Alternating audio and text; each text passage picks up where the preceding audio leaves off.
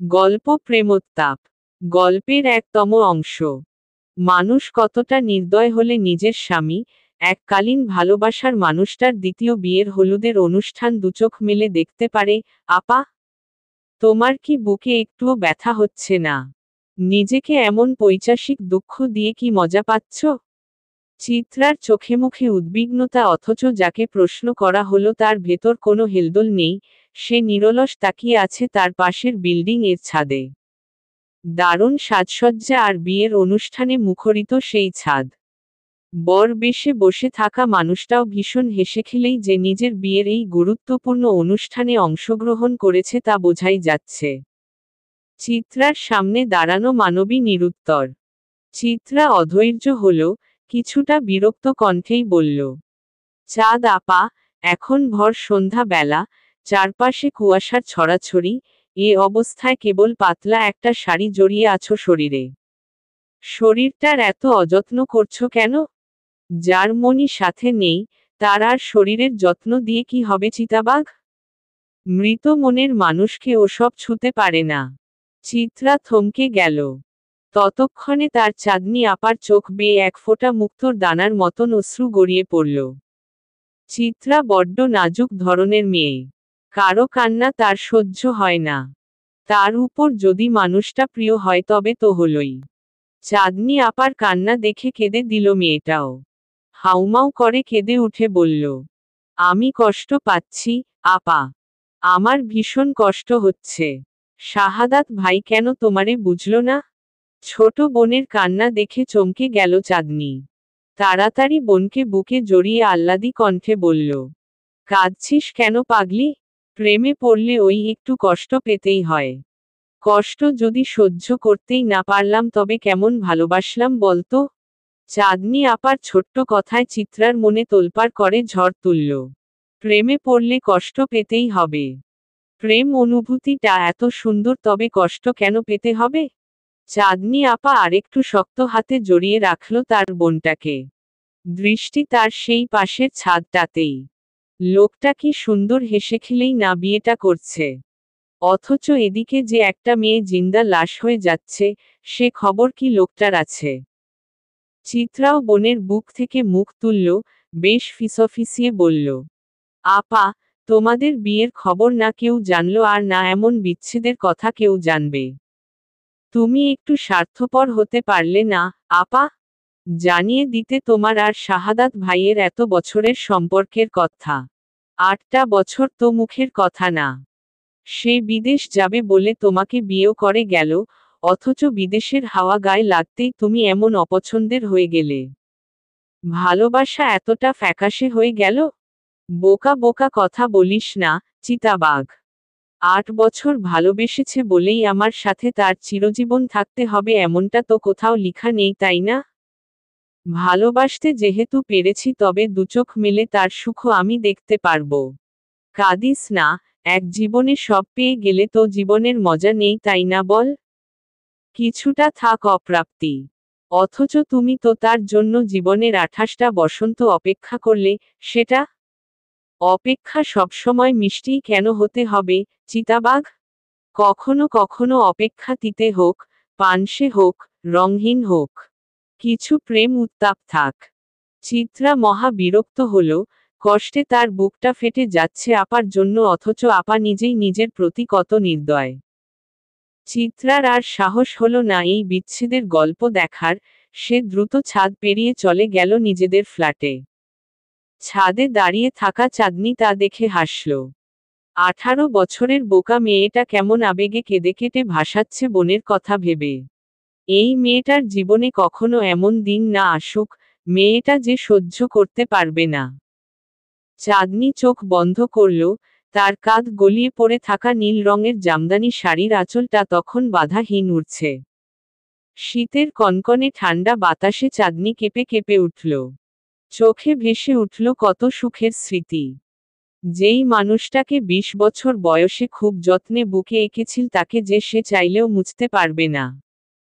কিন্তু মানুষটা তাকে মুছে ফেলেছে নিঃসংকোচে। বিবেকেও বাঁধেনি, হৃদয়েও না। অথচ সেই মানুষটার প্রিয় রংটাই শরীরে জড়িয়ে আছে আজ। ভালোবাসার মানুষটার সুখ দেখতেও ভালো লাগে, এটা কি আর আবেগীয় চিত্রা বুঝবে? আরে, পাশের ছাদে দেখি নীল জোছনার হাট। ব্যাপার কি?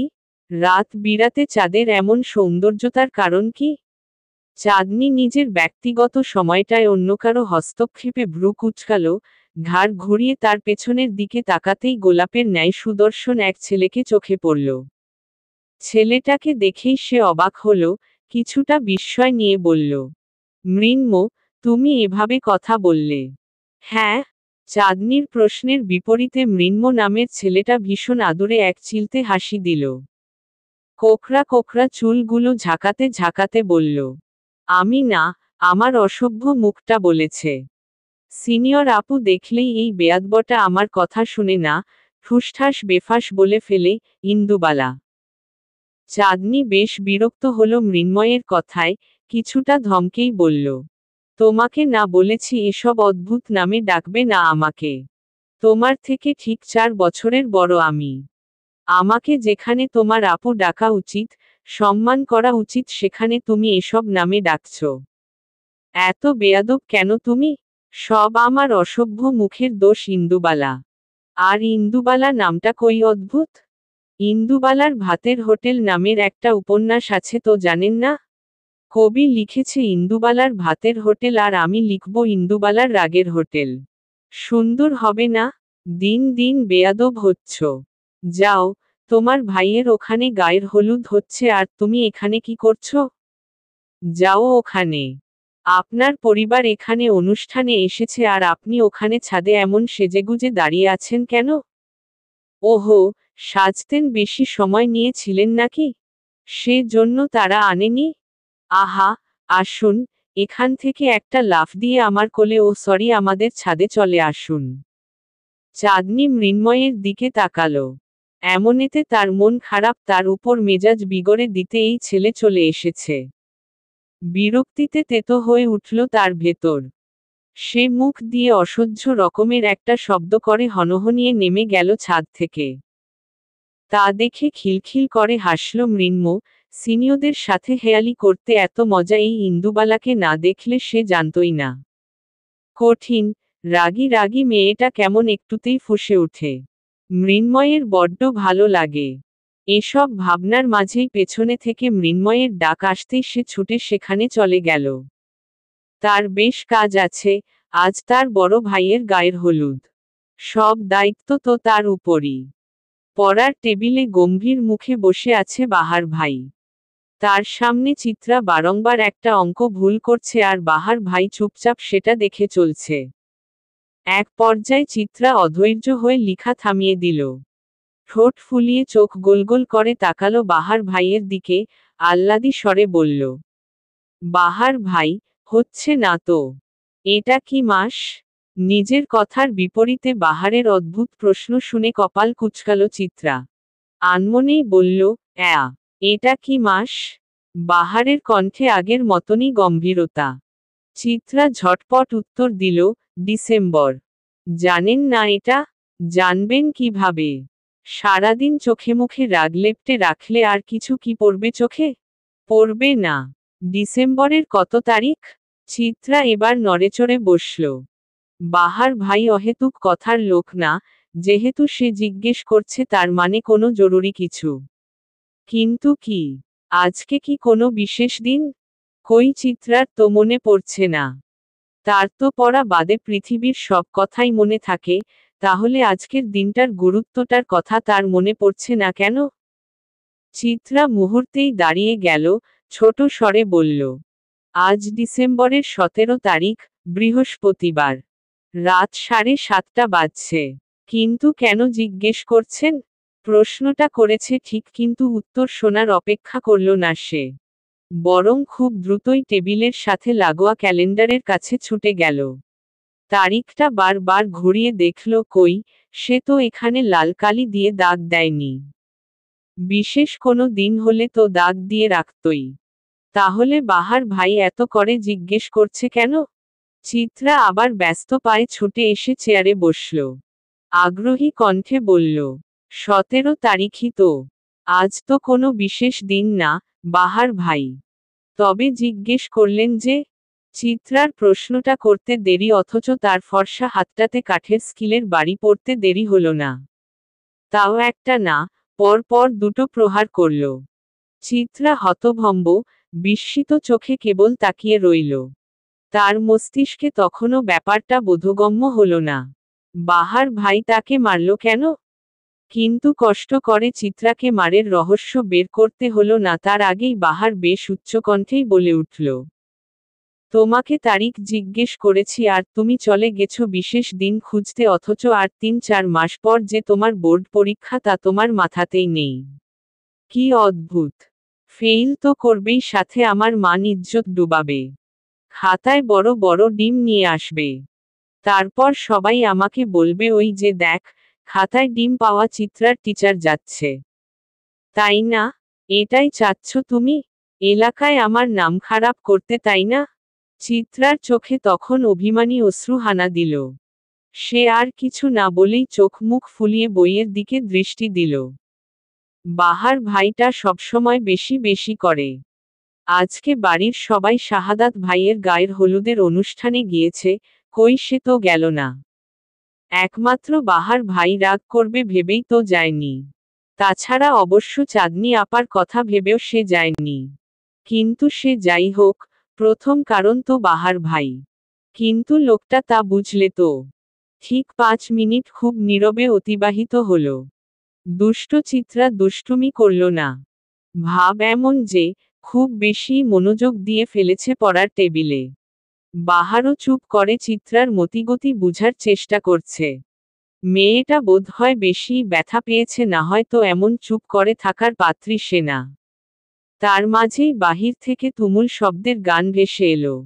নীরব চিত্রাকে মুহূর্তেই সরব করে দিল। সে সুন্দর ২ হাত ঝাঁকাতে ঝাঁকাতে গাইতে শুরু করল। দিলবার দিলবার, ও দিলবার দিলবার।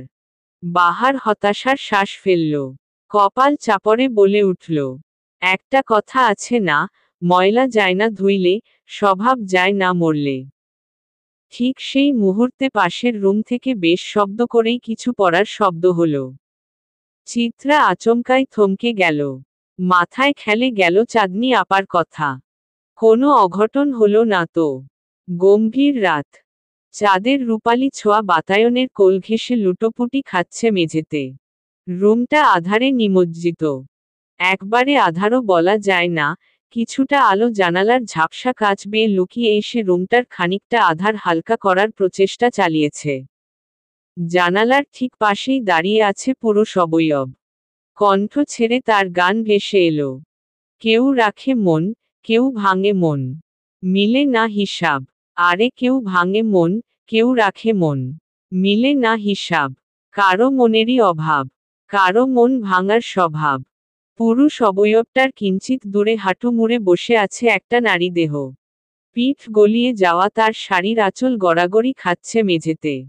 মিনিটে মিনিটে কেঁপে কেঁপে উঠছে সেই কোমল দেহখানা। তার কিছুটা দূরেই চিত্রা বিরস, অসহায় মুখে বসে আছে। বড় বোনের কান্নাটা যে তার ভীষণ কষ্টের কারণ সে কথা তো সবারই জানা। বাহার ভাই গান থামালেন, গগন বক্ষে থাকা হাসিখুশি চাঁদের দিকে তাকিয়ে কিছুটা গম্ভীর কণ্ঠেই নারী চাঁদকে প্রশ্ন করলেন। চাঁদ, কাঁদলেই কি প্রেমিক ফিরে? যদি ফিরে আসে তবে তোমাকে আমি কাঁদতে বারণ করব না আর যদি না ফিরে তবে অবশ্যই বোকামি বন্ধ করতে বলবো। বাহার ভাইয়ের ছোট বাক্যটাই মেয়েটার কান্নার দাপট কমিয়ে দিল। এতক্ষণ কান্নার মিহি স্বর পাওয়া গেলেও এখন সবটাই নিশ্চুপ। একেবারেই যে সে কান্না বন্ধ করেনি, তা না দেখেও বোঝা যায়। মন ভাঙার আর্তনাদ কি কথার মলম কমাতে পারে? তবে আগের চেয়ে কমে গিয়েছে কান্নার স্রোত। বাহার ভাই কণ্ঠ আগের ন্যায় রেখেই বললেন। তোমার ঘরে শব্দ হওয়াতে চিত্রা ভয় পেয়ে গিয়েছিল কিন্তু আমি পাইনি। যে মেয়েটা জীবনের ২৮টা বছর পার করেছে সে জানে জীবন কতটা মূল্যবান। আমার মতে ছেলেদের তুলনায় মেয়েদের জীবনটা এক অংশ হলেও বেশি কঠিন এদেশে। যে দেশ মেয়েদের বোঝা মনে করে, সে দেশে একটা মেয়ের ২৮ বছরের জীবনটা নির্দ্বিধায় বহু সংগ্রামের পর প্রাপ্তি। আর একটা সংগ্রামী মেয়ে কখনোই এত সুন্দর জীবন আনার প্রেমিকের জন্য নষ্ট করবে না, তা আমার জানা ছিল। চিত্রা তাকালো বাহার ভাইয়ের দিকে। লোকটার শার্টের বোতাম খোলা, চুলগুলো উস্কো খুস্কো, চোখের নিজের কালচে দাগ আর পোড়া ঠোঁট। কেমন অগোছালো ভঙ্গি তার, অথচ সেই অগোছালো মানুষটা কত সুন্দর করেই না কথা বলে। চাঁদনি আপার কান্নাও ততক্ষণে থেমে গিয়েছে, কণ্ঠস্বরেরও ভীষণ বাজে অবস্থা। তবুও ভীষণ করুণ স্বরে মেয়েটা বলল, বাহার ভাই, ভালোই তো বেসেছিলাম, ভুল তো করিনি। তবে শাস্তি কিসের পেলাম? ভুল মানুষকে ভালোবাসার শাস্তি পেলে। তুমি বুদ্ধিমতী, আশা করি ব্যথা ভুলে উঠে দাঁড়াবে। আর এই যে কাঁদছ, সেটা আধার ঘরেই রাখবে। যে মানুষটা তোমাকে ছেড়ে গেছে সে জেনেই গেছে যে তুমি তাকে ছাড়া প্রচুর ভেঙে পড়বে। তবুও তো সে গিয়েছে, তাই না? সে তোমার চোখের জলের মূল্য দিলে কি যেত? তাহলে কেন কাঁদবে তার সামনে? তাকে কেন বুঝতে দিবে তুমি দুর্বল? আকাশের চাঁদ হাজারো তারার ভিড়ে থাকে, কিন্তু বলার সময় আমরা বলি সে একা, কিন্তু কখনো বলেছি সে দুর্বল? তাহলে মানুষ চাঁদ কেন দুর্বল হবে? কোনো একদিন চাঁদের নির্মমতার গল্প শুনব। আজ না হয় চাঁদ শোকে ডুবে থাকুক। কান্না করা ভালো, কষ্ট কমে যায়, কাঁদো। তবে সেটা যেন ঘরের বাহিরে না পৌঁছায়। কেমন? গ্লাসটা ভেঙেছিলে কেন? কষ্ট কমানোর জন্য, তাই তো? তবে কমাও। সব ভাঙো, কিন্তু মনটাকে ভাঙতে দিও না। আমি যাই তাহলে। চাঁদনি উঠে দাঁড়ালো, দিন দুনিয়ার কথা না ভেবে ছুটে গিয়ে আকস্মিকভাবে জড়িয়ে ধরল বাহারকে। চিত্রাও কিছুটা চমকে গেল। চাঁদ আপা যে নিজের মাঝে নেই সেটা সে জানে, তবুও তার কষ্ট হচ্ছে। বাহার ভাই যে তার, কষ্ট হওয়াটা তো স্বাভাবিক। কিন্তু চিত্রাকে অবাক করে দিয়েই রাগী বাহার স্নেহের হাত রাখল চাঁদনি আপার মাথার পেছনে, আদুরে কণ্ঠে বলল, কেঁদো না চাঁদ, আমরা আছি তো। চিন্তা কিসের তোমার?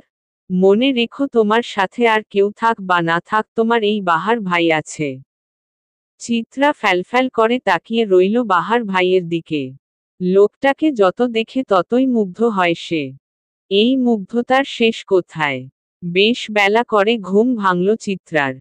বেলাটা যে দিনের অর্ধ বেলা হয়ে গেছে সে খবর কি তার আছে? চোখে মুখে রোদ আদুরে চুম্বন দিতেই তার হুঁশ হলো, ঘড়ির কাঁটার দিকে তাকাতেই চক্ষু ছানাবড়া। বিস্ময় কিছুটা চিৎকার দিয়েই বলল, বেলা 3টে বেজে গেল, অথচ কেউ আমায় ডাক দিল না। এটা কি আমার বাড়ি নাকি অন্য কোথাও চলে এসেছি? রুমের চারপাশে চোখ ঘুরিয়ে দেখল। না, এটা তো তারই ঘর, তারই বাড়ি, তবে কেউ তাকে ডাকল না কেন? এই বাড়িতে এত বেলা অবধি ঘুমানো তো অসম্ভব। চিত্রা নিজের কোমর সমান চুলের গোছাটা মুড়িয়ে হেয়ার স্টিক দিয়ে বেঁধে নিল। হালকা বাদামি আর কালোর মিশেল চুলগুলো রোদের আলোয় চিলিক দিয়ে উঠছে। চিত্রা বিরাট এক হামি দিল, কাল রাতে চাঁদ আপার চিন্তায় তার ঘুমই হয়নি। তার উপর পাশের বাড়িতে উচ্চস্বরের বক্স তাকে বিরক্ত করে তুলেছিল। বাড়ির মানুষ ফেরার পর প্রায় শেষ রাতের দিকে সে ঘুমিয়েছিল, তাই হয়তো টেরি পায়নি। চিত্রা বিছানা ছেড়ে উঠে দাঁড়ালো। দৈনন্দিন রুটিন অনুযায়ী রুমের উত্তর দিকের জানালাটা দিয়ে উকি দিল। ঘুম মাখানো কণ্ঠে খানিক চেঁচিয়ে বলল, ও টুনির মা, কই রে তুই? চিত্রাদের জানালার মুখোমুখি একতলা বিশিষ্ট বাড়ি থেকে একটা শ্যামলা বর্ণা মেয়ে উকি দিয়ে ফিচলে হাসল। ঠাট্টা করে বলল, তা ভোর হলো নাকি চিতাবাঘের? ভোর হয়েছে ভেবেই উঠেছিলাম। ও মা, উঠে দেখি এটা যে ভোর না, এটা ভরদুপুর। মেয়েটা চিত্রার কথা শুনে খিলখিল করে হেসে উঠল। মেয়েটা চিত্রার প্রাণপ্রিয় বান্ধবী বনফুল। নামটা অদ্ভুত, কিন্তু বাহার ভাই খুব আদর করে নাকি এই নামটা রেখেছেন। বনফুল বাহার ভাইয়ের ছোট বোন আর চিত্রার ভীষণ কাছের লোক। দুই বান্ধবীর আড্ডা জমে উঠার আগেই চিলেকোঠার ঘর থেকে বাহারের রাশভারী কণ্ঠের ধমক ভেসে এলো।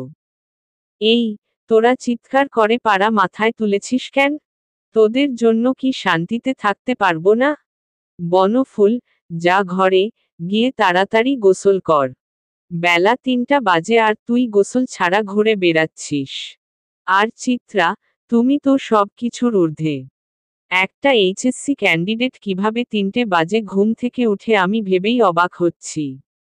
যাও গিয়ে ফ্রেশ হও। কানের মাথা খেও না। বনফুল আর চিত্রা দুজনেই মুখ ভেঙচি কাটল। লোকটা সবসময়ই বেশি বেশি করে। চিত্রা ধূপধাপ পায় রুম থেকে বেরুলে। মা, মা চিৎকার করেই ডাইনিং টেবিলের সামনে হাজির হলো। এ কি অবস্থা! রান্নাঘরে আজ বাড়ির মহিলা মহল নেই কেন? এ কি অবাক কাণ্ড! আজ তো শুক্রবার, মায়ের কলেজ নেই, তুহিন ভাইয়ের ভার্সিটি নেই, ছোটমার তো রান্নাঘরেই থাকার কথা, বড় মায়ের তো ডেকে বাড়ি মাথায় তোলার কথা অথচ কেউ নেই। বাবা, ভাইয়া, চেরি, বড়াব্বু কেউ নেই। কি অদ্ভুত! চিত্রার ভাবনার মাঝে পেছনে থেকে মেয়েলি কণ্ঠ ভেসে এলো। বেশ গম্ভীর মেয়েলি কণ্ঠটা বলে উঠল, চিতাবাঘ, মাত্র উঠেছিস? চিত্রা পেছনে তাকালো। স্বাভাবিক চাঁদ আপাকে দেখে কিছুটা অবাক হয়েই মাথা দুলালো। চাঁদনি স্মিত হাসল। কোমল কণ্ঠে বলল, ওরা সবাই বিয়ে খেতে গেছে। আমি, ওহি, চেরি আর তুই বাসায় তাই রান্না করেনি। আমরা কোনো রেস্টুরেন্টে গিয়ে আজ পেট পুড়ে খাবো। কি বলিস? যা দ্রুত গোসল করে আয়। আর বনফুলকে বল রেডি হতে। ওটারেও নিয়ে যাব। যা। চিত্রা ভেতর ভেতর তুমুল বিস্মিত হলেও প্রকাশ করল না। দ্রুত ছুটে গেল নিজের ঘরে। হাঁক ছেড়ে ডাকল বনফুলকে। চাঁদনি দীর্ঘশ্বাস ফেলল। জীবনে বাঁচতে হলে কোনো নির্দিষ্ট একটা মানুষ যে জীবনে থাকতেই হবে এমন কোনো কথা নেই। ওই নির্দিষ্ট একজন ছাড়াও পৃথিবী অনেক বড়, আর বাঁচাও যায়। কেবল ভালো থাকা আর হয় না। বেঁচে যে থাকতে পারে সেটাই অনেক। ভালো থাকাটা তেমন গুরুত্বপূর্ণ না। ধানমন্ডির বিলাসবহুল এক রেস্টুরেন্টের আলিশান সোফায় বসে আছে ওহি, চিত্রা, চেরি, চাঁদনি, বনফুল। বেশ জমিয়ে তারা আড্ডা দিচ্ছে সবাই, কেবল ওহি বইয়ে মুখ ডুবিয়ে বসে আছে। মেয়েটা এত পড়ুয়া, এত পড়াশোনা মানুষ কিভাবে করে তা মাথায় আসে না চিত্রার। আর ওহি এত পড়ে বলেই চিত্রা তাকে তেমন পছন্দ করে না। বাড়ির সবাই কেবল তাকে অহির মতন হতে বলে। অচঞ্চল, ভদ্র, ঠান্ডা, পড়ুকে মেয়ে। কিন্তু সবাই যদি একরকম হয় তবে পৃথিবী আর সুন্দর থাকবে? সব তো অহিময় হয়ে যাবে। অথচ চিত্রার এই কথা বুঝতে চায় না কেউ। অহির ভীষণ ধ্যান তার হাতের বইটার মাঝে। মাইন্ড রিডার নামের একটি বই। যেহেতু সে সাইকোলজির স্টুডেন্ট তাই সে এসব বই নিয়ে বেশিই গবেষণা করে। ওর ধ্যান, জ্ঞান যেন বই আর বই। হুট করেই অহির বাহাতের তালুতে ছোট ছোট শীতল হাতের ছোঁয়া পেল। মুহূর্তেই চমকে গেল ওহি। বিস্মিত দৃষ্টি হাতের দিকে ঘুরতেই দেখে এক জোড়া ছোট আদুরে চোখ তার দিকে তাকিয়ে আছে। ওহি চমকালো। অবাক কণ্ঠে বলল, এই বাবু, তুমি কে? বাচ্চাটা আধো আধো কণ্ঠে মিষ্টি করে উত্তর দিল, আইকরিমটা আইসক্রিম দিবে আমায়? তুমি তো তবে খাবে না। ওহি নিজের সামনে থাকা ভ্যানিলা ফ্লেভারের আইসক্রিমটার দিকে তাকালো। বাচ্চাটার আদুরে মুখের দিকে তাকিয়ে সে আর না করতে পারল না বরং মিষ্টি হেসে বলল, তুমি খাবে? দেও। কথাটা বলেই বাচ্চাটা 2 হাত মেলে দিল। ততক্ষণে চিত্রা, চাঁদনি, 6 বছরের চেরি ও বনফুলও উৎসাহী চোখে বাচ্চাটার দিকে তাকিয়ে রইল। কি মিষ্টি ও আদুরে চোখ মুখ! ওহি আইসক্রিমের বাটিটা এগিয়ে দিল বাচ্চাটার দিকে। বাচ্চাটা সাবধানী হাতে সেটা ধরতেই কোথা থেকে এক পুরুষ ছুটে এলো। কিছুটা ধমক দিয়েই বলল, হুমু, তুমি পচা কাজ করছো কেন? আন্টির আইসক্রিম আন্টিকে ফিরিয়ে দেও। সবাই ছেলেটার দিকে তাকালো। প্রাপ্ত বয়স্ক পুরুষই বলা যায়। সাদা ধবধবে গায়ের রং, নাক মুখ সুন্দর। দেখতে এক কথায় অসাধারণ বলা যায় নির্দ্বিধায়। ছেলেটা এগিয়ে এসে বাচ্চাটার হাত থেকে আইসক্রিমের বাটিটা নেওয়ার চেষ্টা করতেই কেঁদে দিল বাচ্চাটা। ঠোঁট ফুলিয়ে অস্ফুট স্বরে বলল, পাপা, তুমি পচা। তুমি আইতকিরিম দেওনি। হুমুর কথায় ছেলেটা চোখ ছোট ছোট করে আরেকটা ধমক দেওয়ার আগেই উঠে দাঁড়ালো ওহি। বেশ বিরক্ত কণ্ঠে বলল, অদ্ভুত তো, বাচ্চাটা কি আদুরে, ওকে ধমক দিতে বুকে বাঁধে না আপনার? কি পাষাণ! ছেলেটা অবাক চোখে অহির দিকে তাকালো। কপাল কুঁচকে বলল, আমার মেয়ে, ধমক দিব, আদর করব, সেটা আমার ব্যাপার। আপনি কে এসব বলার? ধমক দিবেন কেন? এত সুন্দর বাচ্চাকে কারো ধমক দিতে মন চায়? কি আজব! আরে, আপনি ঝগড়া করছেন কেন ম্যাডাম? কি আমি ঝগড়া করছি? পাজি লোক! একটা বাচ্চার সাথে কিভাবে কথা বলতে হয় জানে না, আবার আমাকে বলে আমি নাকি ঝগড়া করছি। ওহি রীতিমতো রেগে গিয়েছে। তার দিকে অবাক চোখে তাকিয়ে আছে চিত্রারাও। ছেলেটা আর কিছু বলল না। মেনু কার্ড থেকে আইসক্রিমের দামটা দেখে 1000 টাকার দুটি নোট অহির হাতে ধরিয়ে দিয়ে বাচ্চাটাকে কোলে তুলে নিল। মুচকি হেসে বলল, নেন ভদ্র নারী, আইসক্রিমের দাম। আকস্মিক ঘটনায় ওহি হা হয়ে গেছে।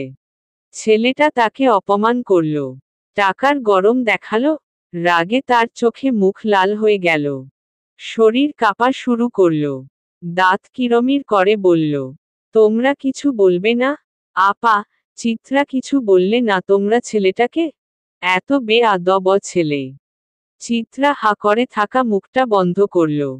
দ্রুত উঠে দাঁড়িয়ে বলল, দাঁড়াও বলছি। কথাটা বলেই ছেলেটার পেছনে ছুটল চিত্রা। হাঁপিয়ে যাওয়া কণ্ঠে ডেকে উঠল, এই যে হুমুর বাপ, দাঁড়ান তো ভাইয়া। বাচ্চাটাকে কোলে নিয়েই দাঁড়ালো ভদ্রলোক। চিত্রা রেস্টুরেন্টের কিচেনের সামনে গিয়ে মিনিট 2 মাঝেই ফিরে এলো হাতে আরেকটা আইসক্রিমের বাটি নিয়ে। রেস্টুরেন্টের সবাই মোটামুটি তাদের দিকে তাকিয়ে বোঝার চেষ্টা করল হচ্ছেটা কি। লোকটা নিজেও অবাক, সাথে ওহি, চাঁদনি ওরাও। চিত্রা আইসক্রিমের বাটিটা এনে লোকটার হাতে ধরিয়ে দিল। শ্বাস প্রশ্বাস স্বাভাবিক করার চেষ্টা করে বলল, ভাইয়া এটাও হুমুর জন্য। ও না খেতে পারলে আপনি খাবেন। ছেলেটা হা হয়ে বোঝার চেষ্টা করছে আসলে হচ্ছেটা কি। চিত্রা ডান হাত মেলে ধরল ছেলেটার দিকে, গম্ভীর কণ্ঠে বলল, এবার 3000 টাকা দেন। ছেলেটা সহ উপস্থিত সকলে অবাক, বিস্মিত হয়ে গেল। বিস্ময়ের মাত্রা আকাশ ছোঁয়ার সাথে সাথে ছেলেটা কিছুটা উচ্চস্বরেই বলল, কি, এবার 3000 টাকা দেন আমাকে আগে? কিন্তু কেন? ওহি আপার আইসক্রিমের দাম ছিল 200 টাকা, কিন্তু আপনি তাকে দিলেন 2000 টাকা। আমি যেটা দিলাম সেটার দাম 300 টাকা, এবার ওহি আপার টাকা অনুযায়ী আমাকে দিবেন 3000 টাকা। দেন ভাইয়া এবার। চিত্রার কথায় তাজ্জব বনে গেল সবাই। মুহূর্তেই হাসির রোল পড়ে গেল সেখানে। লোকটাও হেসে দিল ফিক করে। প্রশংসা করে বলল, বিনোদন আর কিঞ্চিত অপমানও হয়ে গেল। গুড। আকাশে আলো আধারের মিশেলে মুগ্ধ একটা রং সৃষ্টি করেছে, কারণ সময়টা ঠিক সন্ধ্যা। সন্ধ্যাবেলাটা এক এক জনের কাছে এক এক ভাবে পরিচিত। কেউ বা সন্ধ্যাকে মন খারাপের সাথে তুলনা করে, কেউ বা বলে সন্ধ্যা হলো মুক্ত অনুভব করানোর সময়। সারাদিন ব্যস্ততা শেষে এই সন্ধ্যাবেলা মানুষকে এক আকাশ সমান বিরতি দেয়। কারো কাছে প্রেমের গদ্য হলো সন্ধ্যা, আকাশে যেন প্রেমিকার মুখ ভাসে। কিন্তু চাঁদনির কাছে সন্ধ্যা মানেই কেবল বিষণ্ণতা। এই সময়টা তাকে মনে করিয়ে দেয়, সে একজন মানুষকে ভালোবেসে খুব বাজে ভাবে ঠকেছে। যে মানুষটার সাথে তার ঘর করার কথা ছিল, সে মানুষটার সাথেই ঘর করছে অন্য কেউ। যে মানুষটা তাকে বিয়ে করার স্বপ্ন দেখিয়েছে, সে মানুষটাই আজ নিজের ঘরে অন্য একটা বউ নিয়ে সুখে মেতে আছে। যাকে ছাড়া চাঁদনির চলবেই না ভেবেছিল, তাকে ছাড়াই চাঁদনি বেঁচে আছে। অথচ এমনটা তো হওয়ার কথা ছিল না। চারদিকে সন্ধ্যা ঘন হয়ে আসছে। চাঁদনির বিশাল রুমটা অন্ধকারে ডুবে আছে ঠিক চাঁদনির মতন। এক ফোঁটা আলো নেই। চাঁদনি বালিশে মুখ ডুবিয়ে শুয়ে আছে। অন্যান্য দিন সে এই সময়টা অফিসেই থাকে। একটা নামকরা প্রাইভেট অফিসেই উচ্চ পদে কর্মরত সে। পড়াশোনা শেষ হওয়ার পরপরই সে চাকরিতে জয়েন করে। ভালো ছাত্রী বিধায় চাকরির এই মূল্যবান বাজারে চাকরি পেতে অসুবিধা হয়নি। তাছাড়া বাবা চাচার নামডাকও ভূমিকা পালন করেছে বলা যায়। আজ চাঁদনি অফিস যায়নি। তার মায়ের জন্যই যেতে পারেনি বলা যায়। আজকে তাদের বাড়ি মেহমান আসবে। শাহাদাত এবং তার নতুন বধূ সহ তাদের পরিবারের সবাইকে সৌদাগর বাড়িতে আমন্ত্রণ জানানো হয়েছে আজ। ব্যবসায়িক একটা ভালো সম্পর্ক আছে এই দুই পরিবারের ভিতরে, সেই সুবাদেই এই আয়োজন। খুব বেশিক্ষণ চাঁদনির শুয়ে থাকা হলো না। তার আগে তার মা রোজা সৌদাগর ব্যস্ত পায়ে ছুটে এলেন মেয়ের ঘরে। পুরো ঘর আধার দেখে খানিকটা চেঁচিয়ে বললেন, কি ব্যাপার চাঁদ, তুই ঘরের লাইট জ্বালাসনি কেন? চাঁদনি উত্তর দিল না। তা দেখে ভদ্র মহিলা আরেকটু বিরক্ত হল। আধার হাতড়ে সুইচ বোর্ড খুঁজে বের করে পুরো ঘরের লাইট জ্বালিয়ে দিলেন। ঘরের সাথে লাগোয়ক বারান্দা এমনকি বিছানার সাইটের ছোট লাইট অবধি জ্বালিয়ে দিলেন। এতক্ষণ অন্ধকারে ছিল বিধায় হঠাৎ আলোটা চাঁদনির চোখে গিয়ে বিঁধল। সে বিরক্ত কণ্ঠে বলল, মা, জ্বালাচ্ছ কেন? আমি জ্বালাচ্ছি?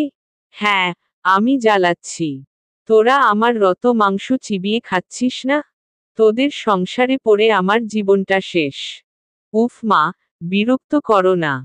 মেয়ের মনের অবস্থা বুঝলেন না রোজা সৌদাগর, বরং কিছুটা চেঁচিয়েই বলে উঠলেন, তোরে কে বিরক্ত করছে?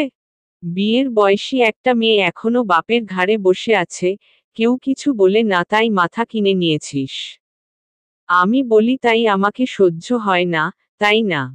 চাঁদনি ফ্যালফ্যাল করে তাকিয়ে রইল মায়ের দিকে।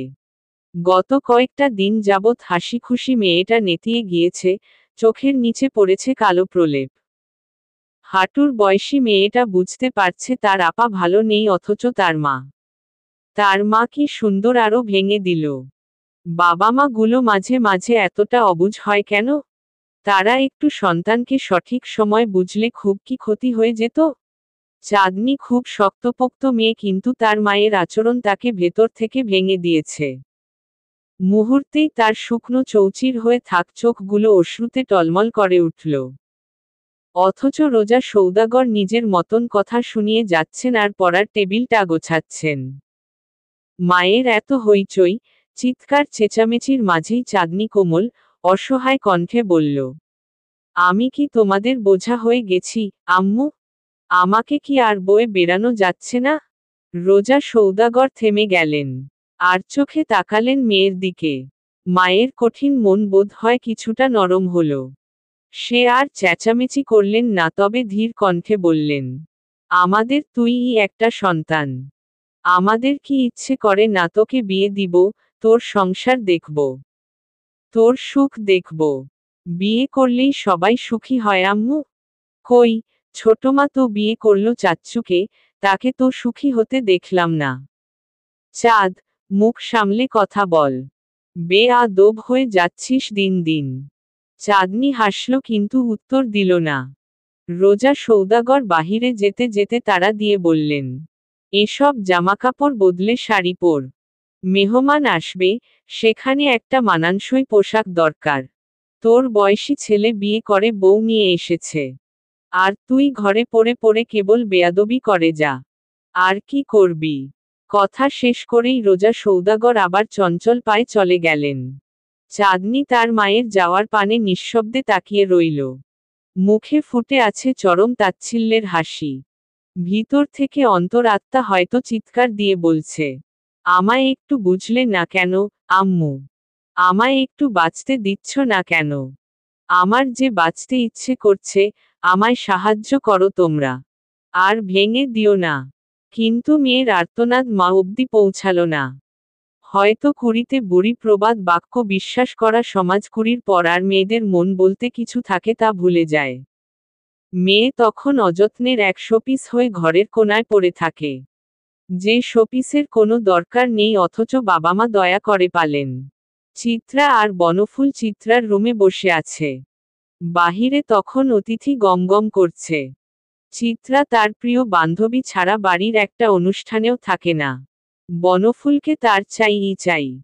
অন্যান্য দিন হলে চিত্রার মনে উচ্ছ্বাস থাকত। মেহমান এসেছে আর পড়া লাগবে না, সে ভেবে খুশি থাকত, কিন্তু আজ ব্যাপারটা উল্টো। আজ তার মেহমানের সামনে যেতে মন চাচ্ছে না। শাহাদাত লোকটাকে তার দুচোখে সহ্য হচ্ছে না। এত বিরক্তিকর মানুষ তার জীবনে আর একটাও দেখেনি সে। অন্যদিকে বনফুল মেয়েটা আজ চঞ্চল পায়ে এধার ওধার হাঁটাহাঁটি করছে। মেয়েটা চিত্রার মতন তত চঞ্চল না, কিছুটা সহজ সরল আর বোকা বোকা ধরনের।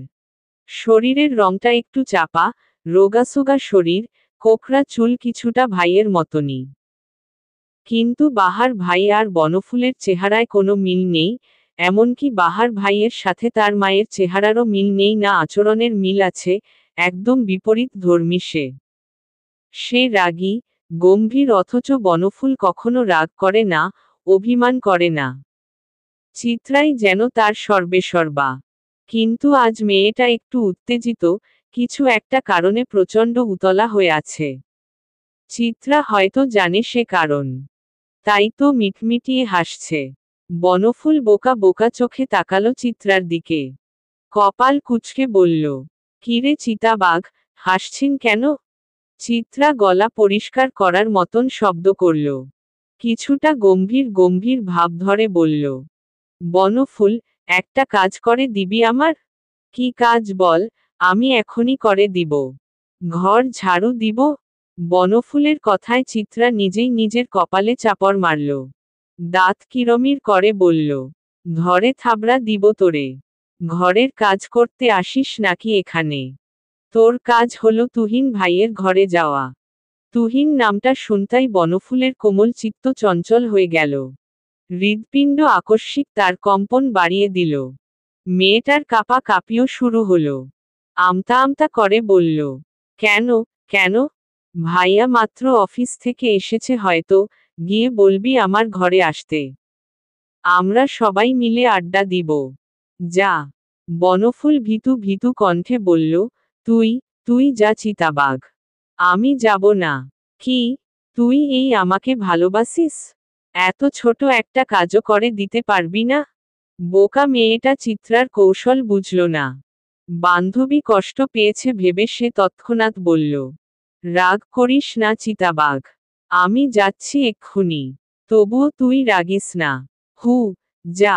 চিত্রা খুব কষ্টে নিজের হাসি চেপেই গম্ভীর কণ্ঠে উত্তর দিল। বনফুলও ছুটে গেল সাথে সাথে। বনফুল বেরিয়ে যেতেই চিত্রা হেসে উঠল।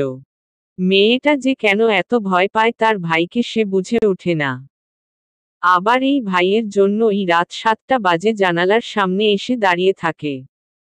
কখন তুহিন নামক লোকটা আসবে আর বনফুল তা দেখে চোখ জুড়াবে। চিত্রার ভাবনার মাঝেই হৈ হৈ করে ঘরে প্রবেশ করল মৃন্ময়, তার পিছে পিছে চাঁদনি ও অহিও হাজির হল। চিত্রা হা হয়ে মৃন্ময়ের দিকে তাকাতেই ছেলেটা মিষ্টি হাসি দিল। মিষ্টি করে বলল, ওহে প্রিয় চিতই পিঠা, তোমারে না দেখিতে পাইয়া মোর মন আনচান আনচান করছিল। তাই তোমার বোনদের সহিত চলে এলাম তোমাকে দেখতে।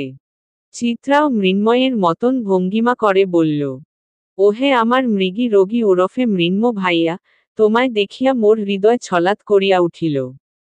দুজনই দুজনের অদ্ভুত কথা বলে হেসে উঠল। চাঁদনিও কিঞ্চিত হাসল। কেবল মুখ গোমরা করে চিত্রার পড়ার টেবিলের সাথে থাকা চেয়ারে এসে বসল ওহি কিছুটা বিরক্ত কণ্ঠে বলল, এই মৃন্ময় ভাইয়াটা আমারে একটু পড়তে দিল না। চেরিকে দিয়ে এমন তারা পাঠালো, আমি তো ভাবলাম কি নাকি যেন বলবে।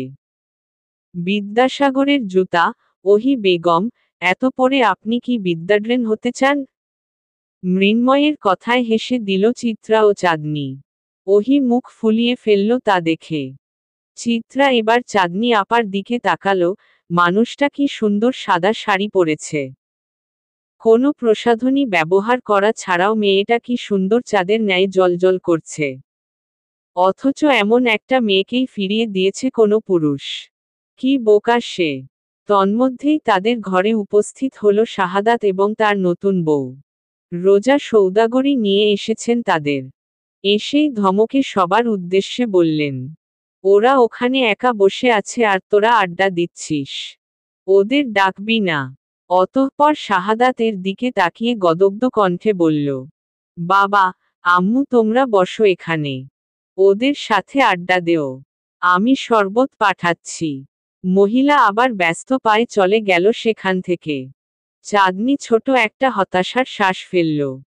তার মা না জেনেই তার ভেতর কেমন ক্ষত করে ফেলছে। মৃন্ময় ছুটে গেল নতুন বউয়ের দিকে। উচ্ছ্বাসিত কণ্ঠে বলল, এটা আমাদের ঘরের বউ। কিউট না? ও নীলা, সবে এসএসসি দিয়েছে। আমার অনেক ছোট অবশ্য, তবে বেশ আদুরে, তাই না? ওহি মাথা দুলালো, কিন্তু চিত্রা দাঁড়িয়ে রইল শক্ত মুখে।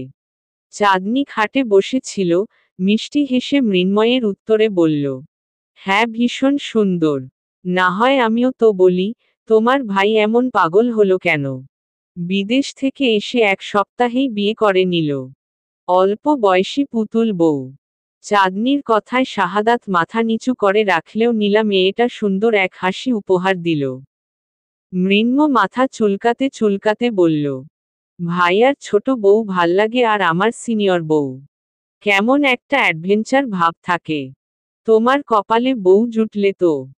কথাটা বলেই চিত্রা ভেংচি কাটল। চাঁদনি সেদিকে ধ্যান না দিয়ে তাকিয়ে রইল নীলার দিকে। অল্প বয়সী একটা মেয়ে, সদ্য ফোটা পুষ্পের ন্যায়। সেজন্যই তো প্রেমিক পুরুষ পথ ভুলেছে, প্রেম ভুলেছে, সাথে ভুলেছে প্রেমিকা।